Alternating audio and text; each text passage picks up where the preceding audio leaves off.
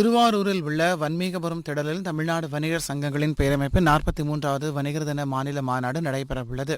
இதுகுறித்து செய்தியாளர்களை சந்தித்த மாநில தலைவர் விக்ரமராஜா, இந்த மாநாட்டில் 1,00,000 வணிகர்கள் கலந்து கொள்கிறார்கள் என்றும், இந்த மாநாட்டில் ஜிஎஸ்டி வரியை ஒருமுறை வரியாக மாற்றக்கோரியும், நகராட்சி பகுதிகளில் உரிமை கட்டணத்தை மாற்றக்கோரியும் கோரிக்கை வைக்கப்பட உள்ளதாகவும் தெரிவித்தார். வருகின்ற மே 5 தமிழ்நாடு வணிகர் சங்கங்களின் பேரமைப்பின் மாநில மாநாடு வணிகர் விழிப்புணர்வு எழுச்சி மாநாடாக நடைபெறவுள்ளது என்பதை தமிழ்நாடு வணிகர் சங்கங்களின் பேரமைப்பு திருவாரூர் மாவட்ட சங்கத்தின் சார்பில் மகிழ்ச்சியுடன் தெரிவித்துக் கொள்கிறோம்.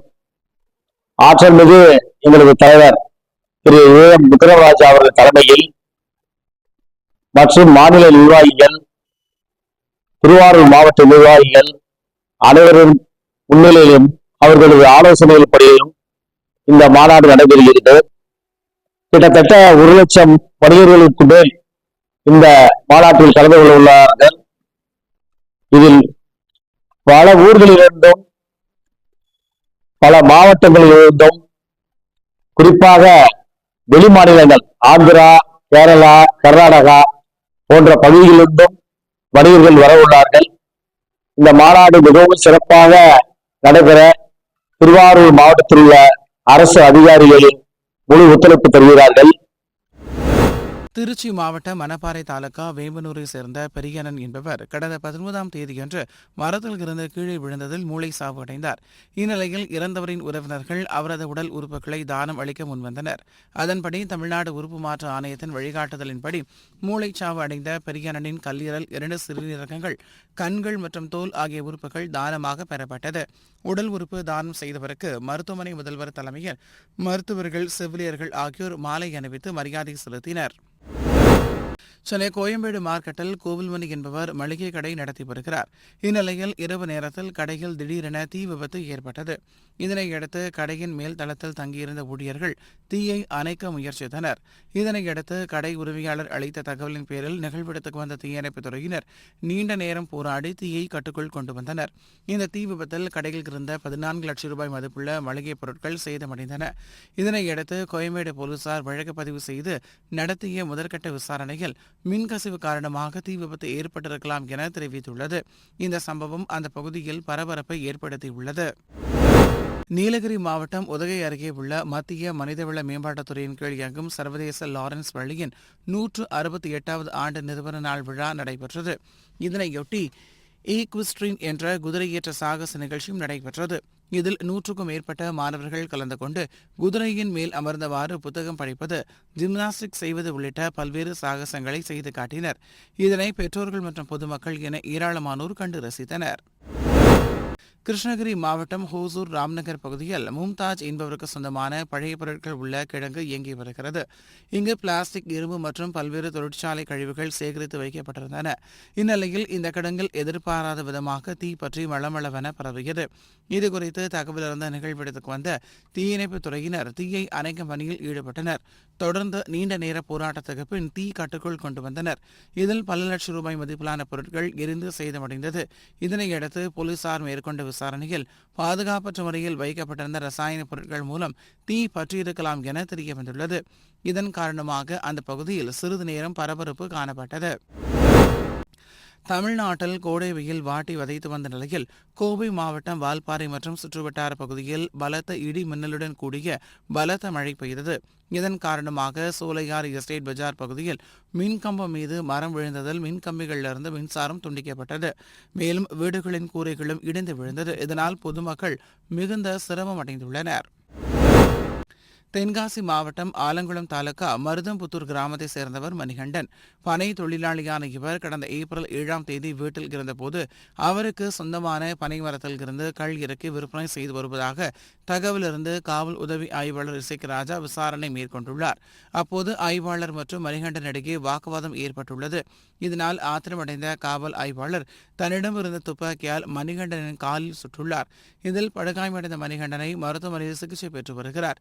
இது இதுகுறித்து காவல்துறை விசாரணைக்கு தடை விதிக்க கோரி மணிகண்டனின் தந்தை உயர்நீதிமன்ற கிளையில் வழக்கு தொடர்ந்தார். இதனை விசாரித்த நீதிமன்ற கிளை தென்காசி மாவட்ட காவல்துறை விசாரணைக்கு தடை விதித்தது. இந்நிலையில் வழக்கை திரும்பப் பெற கோரி இசைக்கராத தரப்பினர் மிரட்டுவதாக மணிகண்டனின் தந்தை புகார் தெரிவித்துள்ளார். தென்காசி மாவட்டத்திலே பனை விவசாயி மணிகண்டன் அவர்கள் காவல்துறையினரால் குண்டடிபட்டு கடந்த 22 நாட்களாக தென்காசி அரசு மருத்துவமனையில் முறையாக சிகிச்சை அளிக்காமல் கால்கள் நடக்க முடியாமல் பயனற்ற நிலையிலே இருந்தது. நாங்கள் சென்னை கிளை மதுரை உயர்நீதிமன்றத்திலே தனியார் மருத்துவமனையிலே சிகிச்சை பெற வேண்டும் என்ற கோரிக்கை வைத்து அதன் அடிப்படையில் நீதிபதி அவர்கள் தனியார் மருத்துவமனையிலே சிகிச்சை அளிக்கலாம் என்ற உத்தரவின் அடிப்படையிலே இன்றைய தினத்தில் தூத்துக்குடி மாவட்டத்தில் இருக்கக்கூடிய அற்புதம் மருத்துவமனையில் சிகிச்சைக்காக மணிகண்டன் அவர்கள் வந்துள்ளார்கள். அவரோடு அவருடைய குடும்பத்தினரும் வந்துள்ளார்கள்.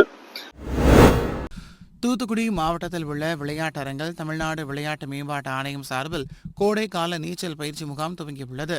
பள்ளி விடுமுறை காரணமாக ஏராளமான மாணவர்கள் நீச்சல் பயிற்சி பெற்று வருகின்றனர். இந்த பயிற்சி மூலம் உடல் ஆரோக்கியம் மற்றும் புத்துணர்வு ஏற்படுவதாக மாணவர்கள் தெரிவிக்கின்றனர்.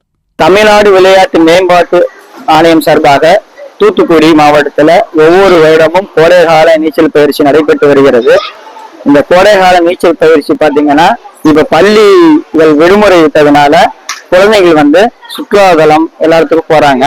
இப்ப தூத்துக்குடி மாவட்டம் கடல் சார்ந்த பகுதி, அப்புறம் ஏரிகள், குளங்கள், இந்த மாதிரி இடத்துக்கெல்லாம் குழந்தைகளை கூட்டு போறதுனால சில குழந்தைகள் நீச்சல் தெரியாம விபத்துகள்ல சிக்கிடுறாங்க.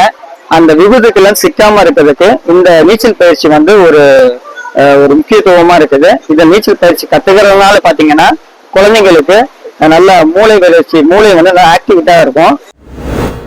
இந்த ஆண்டுக்கான மீன்பிடி தடைக்காலம் கடந்த 15ஆம் தேதி முதல் அமலுக்கு வந்துள்ளது. இந்த தடை காலத்தில் விசைப்படகுகள், இழுவை படகுகளை கொண்டு கடலில் மீன்பிடிக்க தடை விதிக்கப்பட்டுள்ளது. இதனால் தூத்துக்குடி மீன்பிடி துறைமுகம் உள்பட மாவட்டம் முழுவதும் உள்ள சுமார் 585 விசைப்படகுகள் கரையில் நிறுத்தி வைக்கப்பட்டுள்ளன. தூத்துக்குடி மீன்பிடி துறைமுகத்தில் பழுதுகளை சரி செய்யும் பணியில் மீனவர்கள் ஈடுபட்டுள்ளனர். மேலும் மீன்பிடி தடை காலத்திற்கு வழங்கப்படும் நிவாரண நிதியை உடனடியாக வழங்க மீனவர்கள் கோரிக்கை விடுத்துள்ளனர். சென்னை திருவொற்றியூர் மார்க்கெட் பகுதியில் திருவள்ளூர் மாவட்டம் ஆரம்பாக்கம் பகுதியைச் சேர்ந்த ஜெயலட்சுமி என்பவர் பழ வியாபாரம் செய்து வருகிறார். இந்நிலையில் அவரிடம் மாம்பழம் வாங்க வந்த பெண் ஒருவர் சிறுவர்கள் விளையாட்டுக்கு பயன்படுத்தும் 500 ரூபாய் நோட்டை கொடுத்து மாம்பழம் வாங்கி சென்றுள்ளார். இதனையடுத்து அந்த நோக்குடி போலி என தெரிந்து மூதாட்டி அதிர்ச்சி அடைந்துள்ளார். மேலும் இதனால் மூதாட்டி வேதனை தெரிவித்துள்ளார். மூதாட்டி ஜெயலட்சுமி ஏமாற்றிய பெண் மீது நடவடிக்கை எடுக்க வேண்டும் என சக பழ வியாபாரிகள் கோரிக்கை வைத்துள்ளனர்.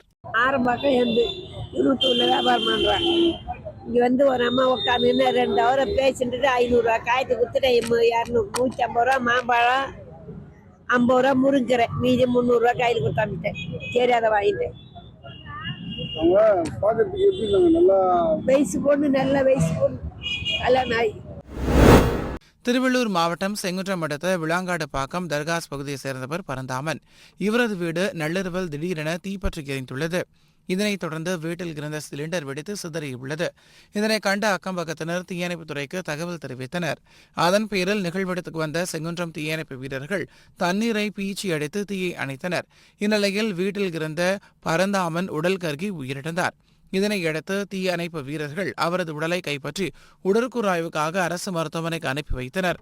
இதனையடுத்து சம்பவம் குறித்து போலீசார் வழக்கு பதிவு செய்து விசாரணை மேற்கொண்டு வருகின்றனர். மயிலாடுதுறை மாவட்டம் கடலங்குடி ஊராட்சியில் 16 வயது மாணவி ஒருவர் 10ஆம் வகுப்பு தேர்வு எழுதியுள்ளார். இவர் நேற்று முன்தினம் இரவு வீட்டில் உடலில் மண்ணெண்ணெய் ஊற்றி தீ குளித்துக் கொண்டு தற்கொலைக்கு முயற்சி செய்தார். இதனையடுத்து அக்கம்பக்கத்தினர் மாணவியை மீட்டு மயிலாடுதுறை அரசு மருத்துவமனையில் சிகிச்சைக்காக அனுமதித்தனர். இந்நிலையில் இது தொடர்பாக மயிலாடுதுறை குற்றவியல் நீதித்துறை நடுவர் ஒன்று உமல் பரிதா மாணவியிடம் மரண வாக்குமூலம் பெற்றுள்ளார். இந்நிலையில் மாணவி நேற்றிரவு சிகிச்சை பலனின்றி உயிரிழந்துள்ளார். இந்நிலையில் மணக்குன்னம் பகுதியைச் சேர்ந்த கார்த்திகேயன் என்ற ஆசிரியர் மாணவிக்கு பாலியல் தொந்தரவு அளித்ததால் மனம் உடைந்த மாணவி தற்கொலை செய்து கொண்டதாக கூறி கடலங்குடி சாலையில் கிராம மக்கள் 200க்கும் மேற்பட்டோர் மறியல் போராட்டத்தில் ஈடுபட்டனர். இதனையடுத்து போலீசார் பேச்சுவார்த்தை நடத்தி உரிய நடவடிக்கை எடுப்பதாக உறுதி அளித்ததைத் தொடர்ந்து பொதுமக்கள் கலைந்து சென்றனர்.